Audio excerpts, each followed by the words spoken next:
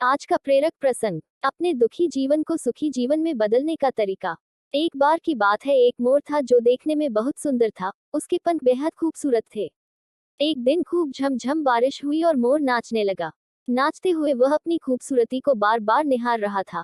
पर अचानक जब उसका ध्यान उसकी आवाज पर गया, वह बहुत दुखी हुआ क्योंकि उसे एहसास हुआ कि उसकी आवाज, जो कि बेहद बेसुरी और कठोर थी, इस बात का एहसास होते ही वह बेहद उदास हो गया और उसके आंखों में आंसू आ गए। तभी अचानक उसे एक कोयल गाती हुई सुनाई दी।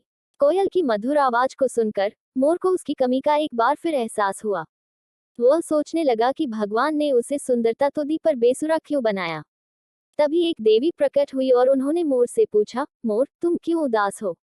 मोर ने देवी से अपनी कठोर आवाज के बारे में शिकायत की और उनसे पूछा, कोयल की आवाज इतनी मीठी है पर मेरी क्यों नहीं, इसलिए मैं बहुत दुखी हूँ।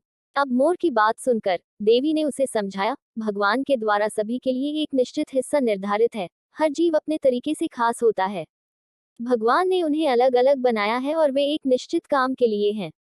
उन्होंने मोर को सुंदरता दी, शेर को ताकत और कोयल को मीठी आवाज।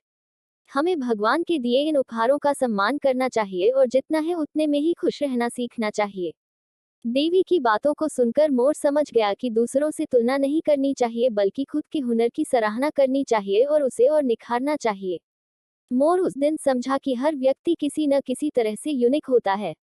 शिक्षा, खुद को जिस तरह जिस स्थिति में आप है स्वीकार करना ही खुशी का पहला कदम है। जो कुछ भी आपके पास नहीं है उसके लिए दुखी होने के बजाय आपके पास जो है उसे स्वीकार करें। सदैव प्रसन्न रहिए, जो प्राप्त है पर्याप्त है। जिसका मन मस्त है उसके पास समस्त है। कहानी पसंद आए तो प्लीज लाइक एवं सब्सक्राइब करें। मिलते हैं एक नए प्रेरक प्रसंग के साथ। जय श्री राधे कृष्णा।